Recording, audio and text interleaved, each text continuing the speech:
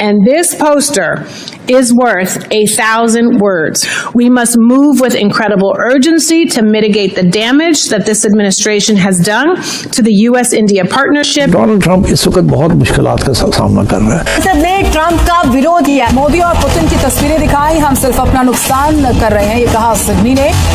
और यहाँ पर किस तरीके से अमेरिका में ट्रंप की नीतियों का विरोध हो रहा है। उसका यूक्रेन का एजेंडा नहीं चल रहा जी, उसका गाजा का एजेंडा नहीं चल रहा, उसका इंडिया पाकिस्तान का एजेंडा नहीं चल रहा, उसका रूस का एजेंडा नहीं चल रहा। He's failed on all 4 issues. US lawmakers have now voiced fresh concerns over Trump administration's handling of the US-India relationship. India ने वही फैसले करने हैं या रशिया ने वही फैसले करने हैं जो उनके लिए हक में है। माइक्रोसॉफ्ट ने 2 माह पहले पाकिस्तान से अपना जो बिजनेस है उसको वाइंड अप किया और इंडिया के अंदर उनका $17.5 अरब की इन्वेस्टमेंट करना एक बहुत बड़ी अचीवमेंट और बहुत बड़ी।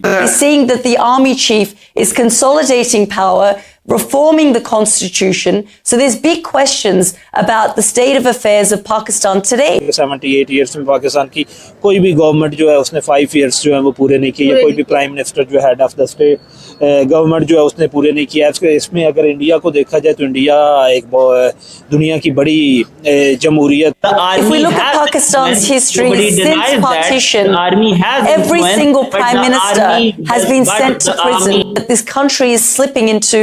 नमस्कार मित्रों, ट्रंप द्वारा भारत पर टैरिफ लगाए जाने के पश्चात अमेरिका के कई सांसदों ने यह दावा किया था कि भारत बहुत जल्द घुटनों पर आ जाएगा और प्रधानमंत्री मोदी अपने हाथ जोड़ करके गिड़गिड़ाते हुए ट्रंप के सामने ट्रंप की इच्छा अनुसार ट्रेड एग्रीमेंट पे साइन करेंगे। हालांकि अब ऐसी परिस्थिति आ गई है कि कहानी कुछ उलट दिखाई दे रही है। अब अमेरिका के खुद सांसदों ने यह कहना आरंभ कर दिया है कि ट्रंप ने ऐसी मूर्खता कर दी है, ट्रंप एक वैसा बेवकूफ राजनीतिज्ञ है जिसने भारत के साथ हमारे संबंधों को उस स्तर पर बिगाड़ दिया है जिसे हमने 2 दशक लगा करके धीरे धीरे सामान्य किया था। दरअसल अमेरिकी संसद का इस समय अधिवेशन चल रहा है जहां पर वहां के कई सांसदों ने ट्रंप के विरुद्ध मोर्चा खोलते हुए यहाँ तक कि उनकी स्वयं की ही पार्टी जो कि लिबरल पार्टी या डेमोक्रेटिक पार्टी है उसके सांसदों ने ट्रंप को मूर्ख तक कह डाला और कहा कि 20 साल से की गई मेहनत को ट्रंप ने बर्बाद कर दिया केवल अपने अहंकार के चलते हुए और यही कारण है कि संभवतः ट्रंप की कुर्सी अब जाने वाली है। हालांकि ट्रंप के पास एब्सोल्यूट मेजॉरिटी है दोनों ही हाउसेस में और उन्हें हटा पाना काफ़ी मुश्किल होगा, लेकिन फिर भी जब आपके अपने ही लोग आपके विरोध में उतर जाएं तो यह दिखाई देता है आपकी नीतियां कितनी गलत हैं। और साथ ही साथ अब ट्रंप अपने टैरिफ वाले बयान से भी पलटते हुए दिख रहे हैं। दरअसल अब ऐसा प्रतीत हो रहा है कि जबकि इस तिमाही में भारत की विकास दर 8.2% रही है जो कि चमत्कारी रूप से किसी भी अन्य रेटिंग एजेंसी द्वारा सुझाए गए आंकड़ों से भी कहीं ज्यादा ऊपर है। दरअसल वर्ल्ड बैंक ने मात्र 5.4 का अनुमान लगाया था, लेकिन भारत की ग्रोथ रेट 8.2 से बढ़ करके अब 4 ट्रिलियन के पार जा चुकी है। और अगर यही विकास दर भारत की बनी रही तो यह कहा जा सकता है कि अगले 2 वर्षों में भारत जापान को पछाड़ करके तीसरी सबसे बड़ी अर्थव्यवस्था बन जाएगा। तो ट्रंप अपने निर्णयों पर जो कि उन्होंने टैरिफ भारत पर लगाया था 50%, उस पर पुनः विचार कर रहे हैं और यह हो सकता है कि आपको ट्रंप फिर से टाको करते हुए, टाको अर्थात ट्रंप ऑलवेज चिकन साउथ, यानी ट्रंप जो अपने निर्णयों को लेते हैं उससे हमेशा तुरंत ही पलट जाते हैं। तो अपने इस निर्णय से भी वो पलटते हुए दिखे तो आपको कोई अचरज नहीं होगा। वीडियो में आगे बढ़ने से पहले वीडियो को लाइक करें, शेयर करें और चैनल को सब्सक्राइब करें ताकि आपको हमारे नए वीडियो मिलते रहें। साथ ही साथ हमें कमेंट सेक्शन में बताएं कि आपको वीडियो कैसा लगा। आइए बढ़ते हैं वीडियो की ओर। पहले तो सिर्फ रूमर्स की बात की जाती थी, लेकिन अब यूएस खुद ये बात एक्सेप्ट करने लगा है कि कहीं ना कहीं डॉलर खतरे में है और ये वार्निंग्स भी जारी की जा रही हैं ऑफिशियल्स की तरफ से, मीडिया ऑफिशियल्स की तरफ से कि भाई डॉलर इस वक्त बहुत ज्यादा खतरे में है क्योंकि ब्रिक्स ने एक नई टर्म इंट्रोड्यूस करवा दी है विच इज यूनिट, जो कि सेव करेगा और ट्रेड करेगा in terms of silver, in terms of gold and other things. और इसके अंदर एक बहुत बड़ा किरदार अदा किया व्लादिमीर पुतिन के इंडिया विजिट ने, जहां पर उन्होंने अपनी नेशनल करेंसी के अंदर ट्रेड्स करने की बात की और इसके ऊपर जो है वो एग्जीक्यूशन पर काम शुरू कर दिया।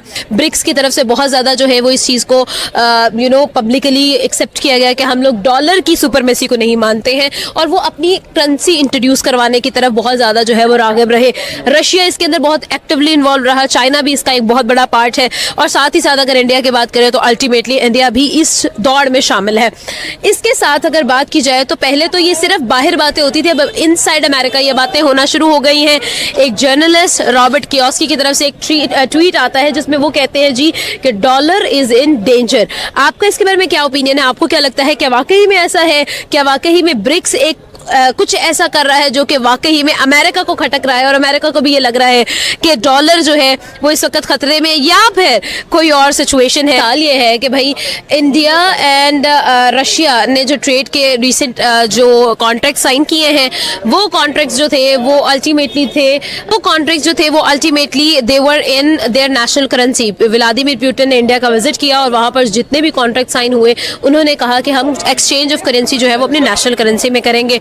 ये चीज भी अमेरिका को और यूरोप को कहीं ना कहीं खटकी कि भाई हमारी जो डिपेंडेंसी है वो तो कम हो रही है, और उससे फर्क भी नहीं पड़ रहा। आपको लगता है कि ये चीज भी एक बहुत बड़ा चेंज क्रिएट किया, एक बहुत बड़ा शिफ्ट ऑफ थॉट्स क्रिएट किया इसने? देखिए ना, अब जैसे जैसे दुनिया जो इवॉल्व हो रही है, जो नेशंस हैं वो अपने अवाम के बारे में सोच रही हैं, तो अल्टीमेटली उन्होंने वही फैसले करने हैं। हर इंडिया ने वही फैसले करने हैं या रशिया ने वही फैसले करने हैं जो उनके लिए है। और माइक्रोसॉफ्ट की एशिया में होने वाली सबसे बड़े इन्वेस्टमेंट यानी 17.5 बिलियन यूएस डॉलर्स की, क्या हो रहा है ये इस हवाले से बात करेंगे, क्योंकि अभी रिसेंटली माइक्रोसॉफ्ट ने 2 माह पहले पाकिस्तान से अपना जो बिजनेस है उसको वाइंड अप किया, और इंडिया के अंदर उनका 17.5 अरब डॉलर की इन्वेस्टमेंट करना एक बहुत बड़ी अचीवमेंट और बहुत बड़ी बात है कि पाकिस्तान जैसे जो 24 करोड़ की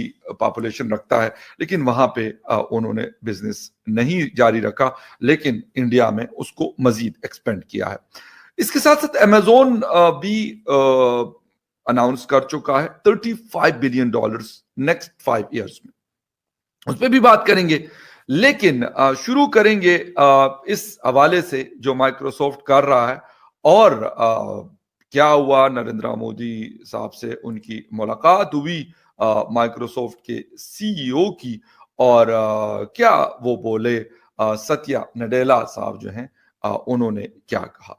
माइक्रोसॉफ्ट का भारत में $17.5 बिलियन की खतीर सरमायाकारी का ऐलान।